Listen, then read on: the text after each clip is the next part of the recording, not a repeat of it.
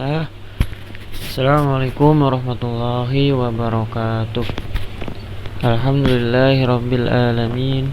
Wabihi nasta'in wa ala umuri dunya waddin. Wassalatu wassalamu ala asyrafil anbiya'i wal mursalin wa ala alihi wa sahbihi ajmain. Amma ba'du. Baik. Insyaallah pada pertemuan kali ini kita akan memasuki mata pelajaran fikih, yaitu pada bab 9, bab tentang i'tikaf. Bagi yang punya bukunya bisa dilihat di halaman 74 bab 9 tentang i'tikaf. I'tikaf. Apa sih i'tikaf itu? I'tikaf menurut bahasa artinya menetapi sesuatu dan mengikat diri kepadanya. Sedang menurut istilah adalah menetapi masjid dan berdiam diri di dalamnya dengan niat mendekatkan diri kepada Allah Azza wa Jalla. Jadi i'tikaf itu artinya berdiam diri di masjid untuk mendekatkan diri kepada Allah. Apa sih manfaat i'tikaf? I'tikaf, disyariatkannya i'tikaf adalah untuk mengikatkan hati supaya senantiasa mengingat Allah, menyendiri dengannya, menghentikan segala kesibukan yang berhubungan dengan makhluk serta memfokuskan diri untuk beribadah hanya kepada Allah. Dan manfaat lain dari i'tikaf yang dapat diambil dari i'tikaf adalah membina jiwa dan melatihnya dalam mengerjakan ketaatan kepada Allah.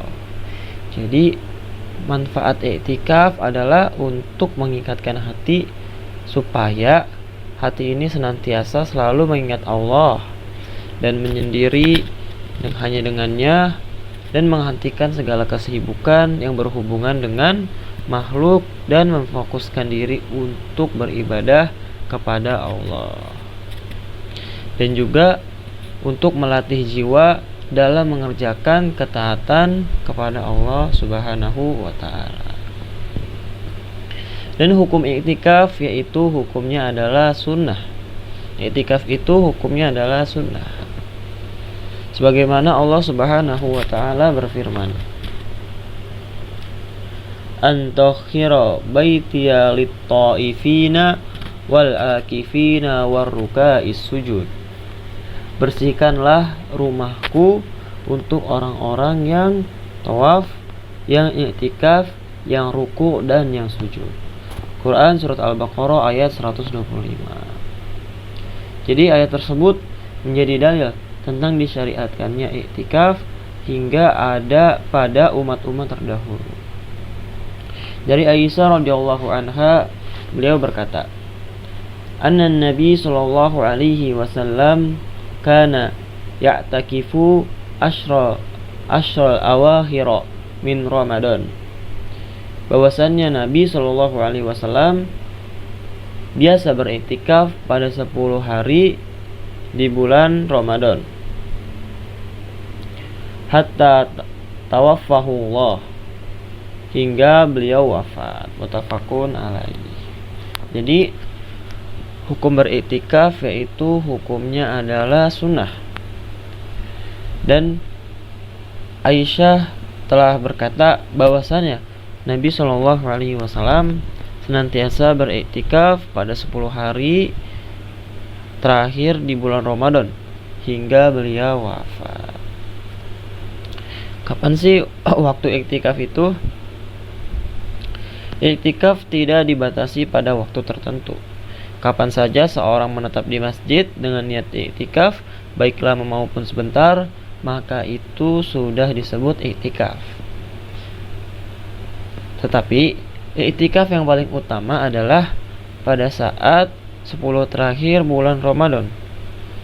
Sebagaimana yang disebutkan dari hadis Aisyah di atas, bahwasanya Nabi biasa beriktikaf pada 10 hari terakhir di bulan Ramadan hingga beliau wafat. Adapun waktu masuk pada tempat iktikaf yaitu sebelum matahari terbenam pada tanggal 20 Ramadan. Sedang waktu keluarnya yaitu setelah matahari terbenam pada akhir Ramadan. Jadi iktikaf itu sebenarnya tidak dibatasi oleh waktu. Jika kita berniat iktikaf, berdiam diri mau lama ataupun sebentar, itu juga sudah disebut dengan iktikaf.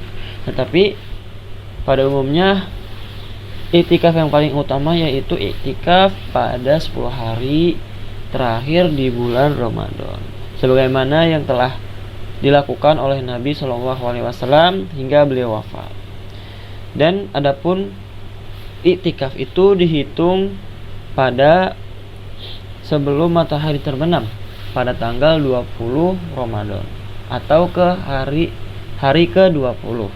Dan iktikaf itu berakhir kita boleh keluar dari masjid yaitu pada akhir bulan Ramadan setelah matahari terbenam. Dan adapun syarat-syarat iktikaf. Syarat-syarat iktikaf. Iktikaf adalah sebuah ibadah, seperti halnya dengan ibadah-ibadah lainnya.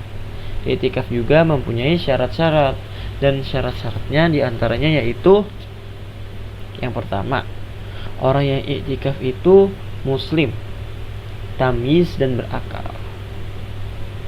Nah, yang kedua adalah niat. Jadi jika ingin melakukan iktikaf kita harus berniat terlebih dahulu. Dan yang ketiga, di masjid yang umumnya didirikan sholat Jumat. Dan yang keempat, suci dari hadas besar. Nah, itu adalah 4 syarat-syarat iktikaf. Yang pertama adalah orang muslim, tamyiz, yang berakal. Yang kedua yaitu niat. Yang ketiga yaitu di masjid yang digunakan untuk sholat Jumat. Yang keempat yaitu suci dari hadas besar. Disunahkan bagi orang-orang yang beriktikaf untuk menyibukkan dirinya dengan amal ketaatan kepada Allah seperti sholat, membaca Al-Quran, berdoa, taubat, istighfar, dan amalan-amalan ketaatan lainnya yang dapat mendekatkan diri kita kepada Allah. Dan apa sih pembatal-pembatal iktikaf itu? Pembatal-pembatal iktikaf itu diantaranya yang pertama adalah keluar masjid dengan sengaja tanpa ada keperluan yang mendesak. Yang kedua adalah bersetubuh. Yang ketiga adalah hilangnya akal atau gila. Yang keempat, haid dan nifas. Dan yang kelima adalah murtad. Jadi pembatal-pembatal iktikaf yaitu keluar dari masjid dengan sengaja tanpa ada keperluan atau uzur. Jadi dia ini keluar dari masjid tanpa ada keperluan atau uzur syar'i. Yang kedua adalah bersetubuh untuk yang sudah menikah. Dan yang ketiga adalah hilang akal atau gila. Dan yang keempat haid dan nifas. Dan yang kelima murtad atau keluar dari Islam.